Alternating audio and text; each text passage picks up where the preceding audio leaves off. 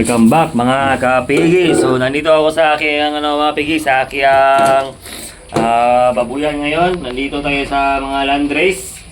So para mga pigi, para maiwasan natin yung para maiwasan natin yung ASF sa mga babuyan. Number 1 na gawin niyo is nilagay muna natin dito itong mga pigi ha. Ilagay muna natin itong mga pigi oh. Yung silpo natin mga pigi. So mga pigi, number 1 na gawin nyo mga pigi para walang iisip yung babuyan natin. Number 1 mga pigi is bawal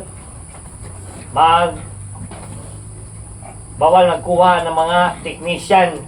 Kasi yung mga technician yan, wala yung mga kwenta.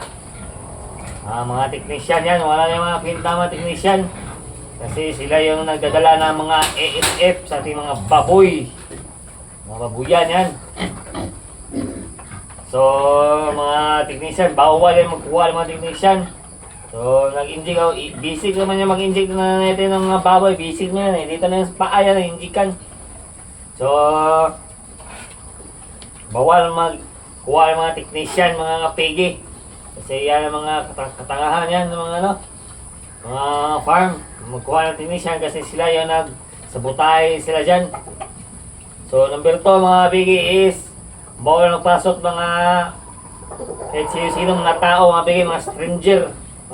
Mga tao, mga kapigi. Bawal tayo magpasok ng mga tao dito, mga kapigi.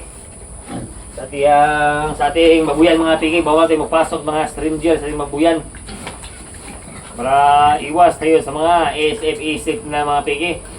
So yung mga ASF mga pigi, gawain ng mga technician mga pigi. Yung mga ASF, gawain ng mga technician yan. So number 3 mga pigi is paglinis talaga tayo ng kulungan ng baboy para malinis mga pigi. Walang baho mga pigi. Talagang malinis talaga yung mga pigi, yung babuyan natin. Para walang mga ASF, mga technician yan. Wala yung mga kwenta mga technician, sila yung nagdadala ng mga ASF yan, injikan na lang yan. Kasi hindi na binigyan ng pera, ayan, ASF na yan sa nila. So, yung pigi natin, walang technician, ako lang inject dito. Tingnan nyo naman, malaki-laki no. Tingnan nyo.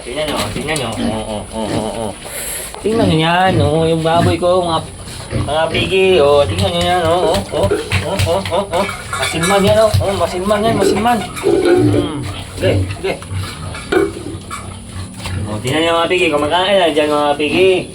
Yung baboy natin kumakain nga, susunod nyo, malaman-laman mga pigi, malaman-laman. Malaman-laman mga pigi, malaman-laman. Yan yung mga baboy mga pigi, yan. Yan na yan, yan. Yan mga pigi, pagbababoy, bawal magkuha ng mga technician yan. Kasi hindi yan makatulo sa ating pagbabuyan. Tayo nakikialam kung ano ang lusugan nating baboy. Yan lusog na, yan kumakain na sila dyan mga pigi.